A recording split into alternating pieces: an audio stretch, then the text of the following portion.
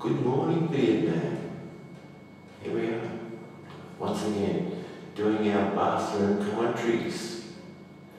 There's quite a bit of echo here,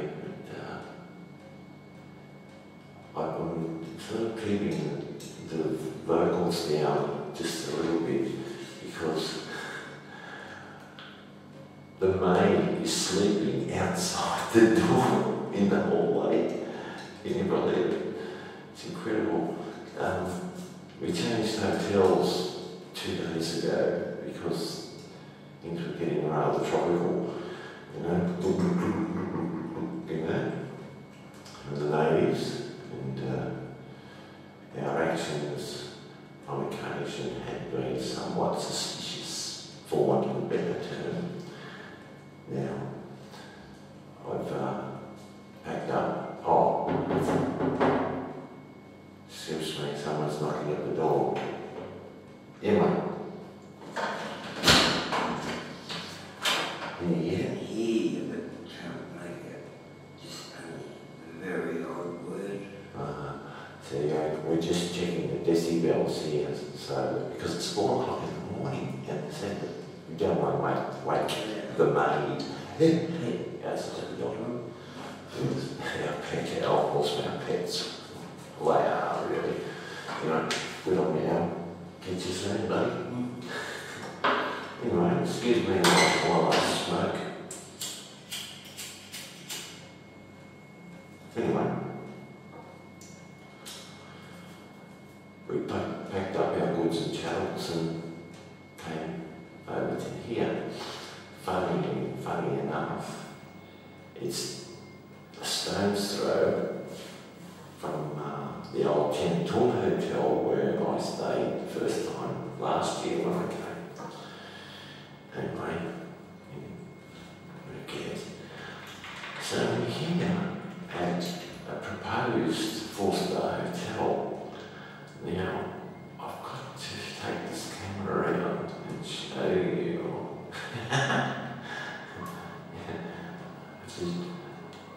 Their idea of a 4-star hotel, and I must admit that it is somewhat under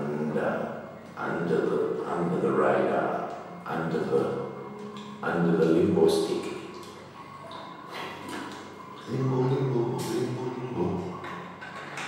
Yeah. Have to say. So it's 4 o'clock in the morning and I'm doing the usual wake me up before you go. Wake me up, how you go. Are we having an uncle children? Don't be stupid. Because I feel happy. And personally happy. Financially miserable. Somewhat short on cash as last year. I was flush, you know. I had a couple of grand cash, traveller's checks, card. This year I had $1,000 and no traveller's checks, no. And unfortunately, Al came was a little bit short on cash and I had to prop him up. And, well, no doubt he'll reimburse me in time. Now, excuse me, huge ashtray. The good ashtrays here. Yeah, anyway, I have to make light of a rather miserable situation. Yes, I'm talking to keep the noise down, trying to keep the noise down, but I don't know if there's any movement outside. Anyway, this 4-star motel, all the maids, and there's several, they sleep outside the doors of the hotels. Each floor has 2 maids sleeping in the aisle. It's bizarre and it's rather sad because these people don't have a home to go to, so they sleep here on the floor, and I mean on the floor. All I've got is a sheet and boom, there we go. So anyway, that's the life of a peasant in Vietnam. Now, getting on to a little bit more serious subject. We went to the War Museum yesterday. Well, the boys were upset because we didn't ring them up and get them to take us on the bike. We walked there, it's not far, and our needs exercise. So we strolled over to the War Museum and accosted the whole way. People wanted to sell their women, drugs, principalities, everything's for sale here, remember that. Anyway, we were accosted on the way to the War Museum, and then upon arrival, more molestation by people wanting to sell us something or take us somewhere. Anyway, we're inside, I'm filming. Now, I have to let you know something here. Last year, all the footage that I took of the War Museum was confiscated by customs because I was ragging the fucking Yanks who deserved it. As I was doing the commentary, as I was doing the filming, I'm doing my own commentary. Now, I'm slagging off the Yanks big time, but no threats, because I'm well aware that there is such a thing as sedition, right? And I'm well aware of sedition and the implications of being charged for it, particularly after 9/11. I mean, this whole world, it's a crazy place. Why, the government forcibly dictates their policy to us, saying, oh, we've got to have the security, da da da da. We've never had so much as a firecracker go off in Australia. I mean, they banned fireworks when I was a kid. You can buy illegal fireworks in Canberra though, any day though, yeah. Anyway, I digress. We're in the War Museum and I'm filming all of the stuff that was confiscated last year. However, this time round, no commentary, because I'm not. We've had a change of government in the last 12 months, and hopefully that their idea of words to rebel against authority are somewhat slackened. Hoping. No guarantees. No guarantees. Anyway. Filming away. Poor old Al, the old soldier, he's having his flashbacks and he's spinning and, saying, oh, it's all propaganda, it's all propaganda. Of course, well, it's not propaganda. It's the war through the eyes of the Vietnamese, and they were oppressed, and they were bombed, and they were fucking, give them the hardest time. Why wouldn't they get up there and get it? But anyway, I'll argue the point with Al on that because, he's like, an old soldier. He's saying he's having flashbacks and all the rest of it. And, I'm sure it's, rather horrible, nasty memories to be dredging up. Now, I did get the footage that I wanted, and hopefully we'll get through unmolested customs from our Richmond home to Oz. Now,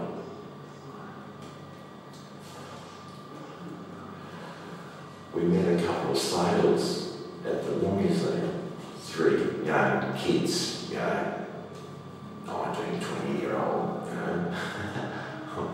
boys, barrel boys. Show me the gold ribbon. Do you know the story of the gold ribbon?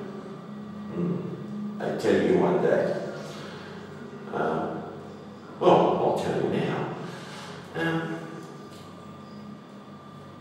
Any new sailor, of course, they're green, they don't know what's going on. The fellow crew take them on the tour and show them everywhere, blah, blah, blah. And the last thing that they show them is the golden ribbon, which is purported to be the last ribbon that they put in the boat downstairs. And this location they take them to is right at the very bottom of the boat, right up to the front. And what they do is say, oh, it's down over there, so we're going to get over there. And, you know, pop the arms like this. And of course, while they're there, down come the pants and chop a block, make it straight up, make it fill your ass full of cock, you know, and that's the golden ribbon. Yeah, so we have a rather nostalgic narration from our about, you know, war times, and they were telling us, you know, how they got $70,000 a month just for sailing into Iraqi waters. Good money if you can make it, at the taxpayer's expense. And this is another reason why the government keeps the petrol prices up, or has done on John Howard through all those years that they were in government, because those additional petrol dollars were going straight into the armies, or the military, but the defence forces budget to pay for the soldiers that were exposed to dangerous situations. I mean, John was another one. This friend's son, he's a soldier, and he got 30-odd grand a month for going to Timor after the big war fighting. And yeah, money. So the sailors who were, they were off the frigate Anzac, I think, you know, they were based in Perth, and one was from Perth, one was from Adelaide, one was from Melbourne. And we had a rather jolly little chat, fellow Aussies in another country, blah, blah, blah. So, we left.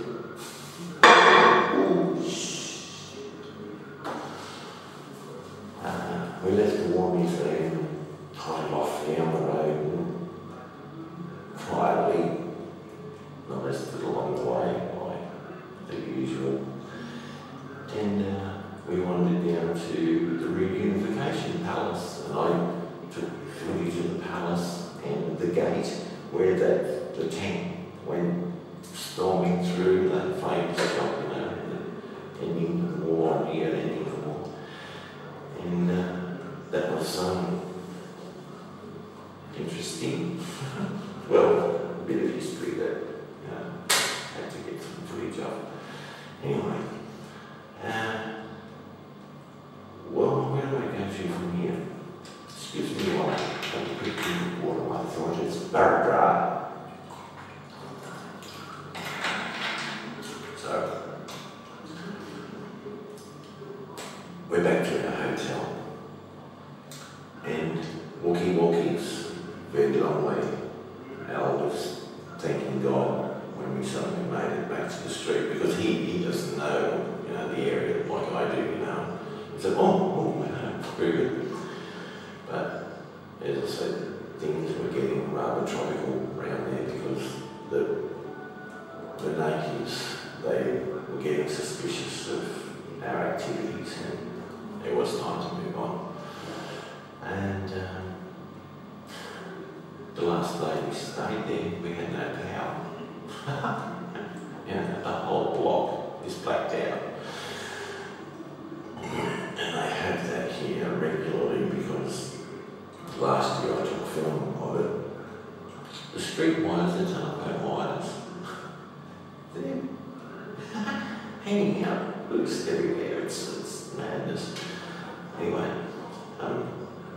we had no power, and because we had no power, I couldn't pay the bill, and we had to hang around for a whole day just so I could pay the bill and then move over here. And our mates called me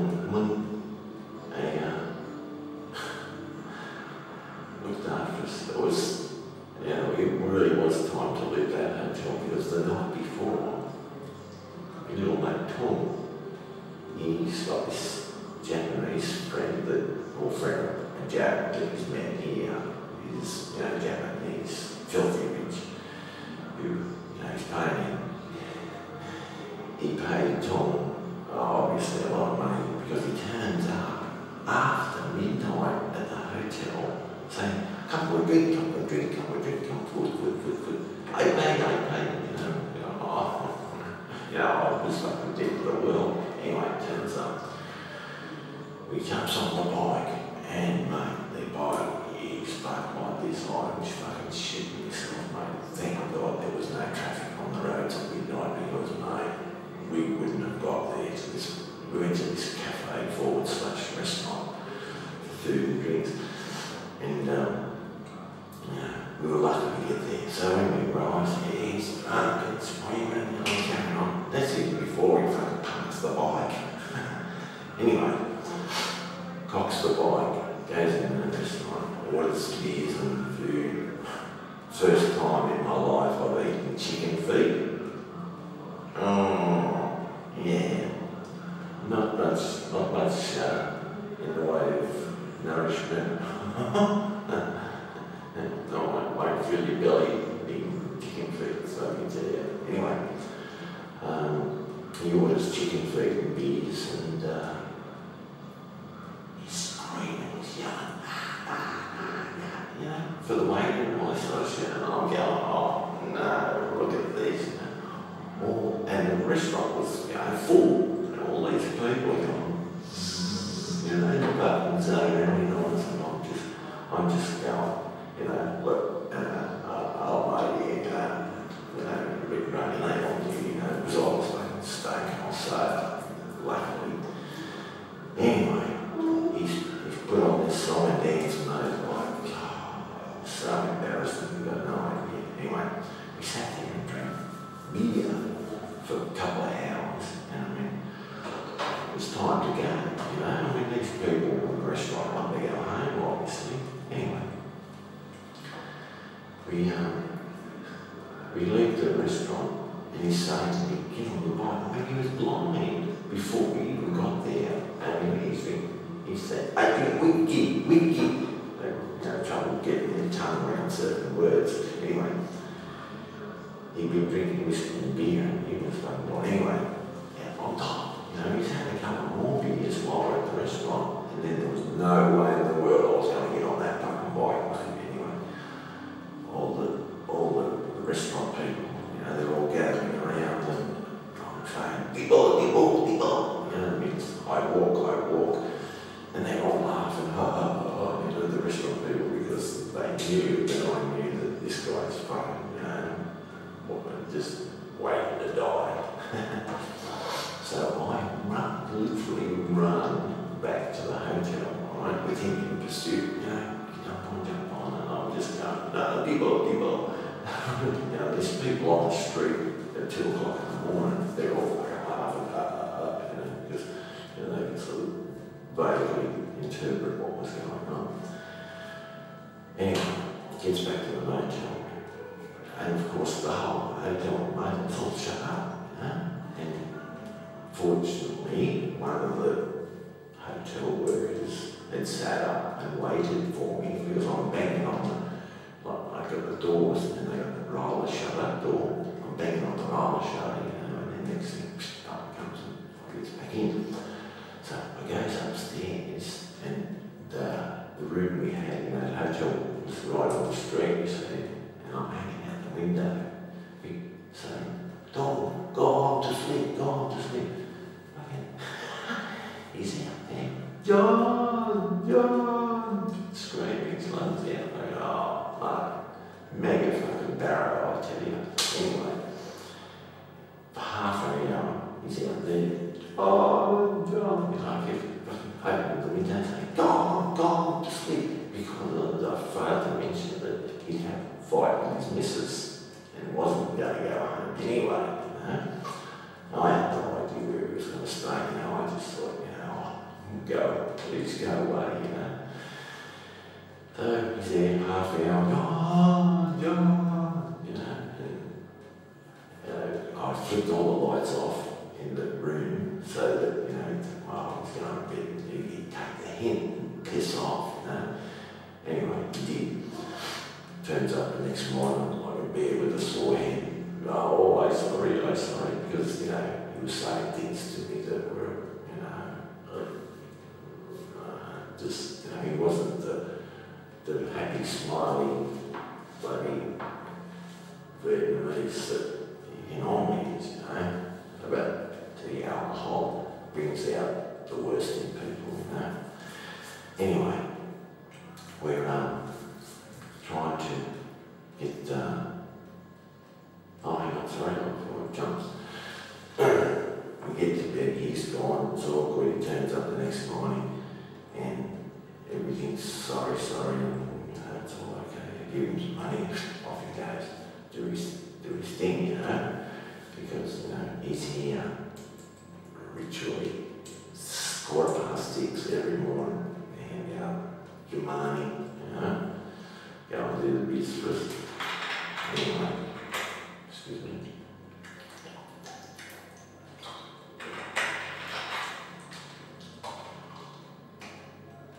I'll get this particular part of the film and I'll take you on a little tour of our room. It's really large, but I have to highlight the defects in the place, and as I say, it was only $25 US to stay here a night, and one of the reasons is because there's no lift, and of course we're on the 3rd floor, and up and down, it's Alan needs to exercise anyway, and he's losing some weight too, finally it's a little thing. Yeah, so I have to show you the absolute, well, can't say it's absolute, but the odd chink in their 4-star rating. Yeah, and I've sort of run out of things to say at the moment. I've hit a flat spot. But, I'm not doing too bad, you know. I mean, just to be talking off the cuff, you know, all this time. No script. Anyway, get the cutting board and cut. We'll cut to the chase. Bye, y'all. Come back down here.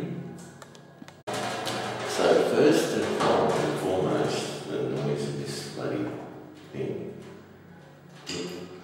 Open up these. This is our shower. You put this in here, and how the fuck are you supposed to fucking shower like this? This is fucking broken, man, off. And the shower is a death trap.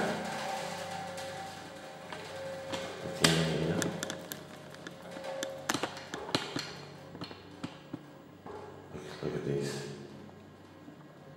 Oh, go the other way. Look. Big hole in the bath.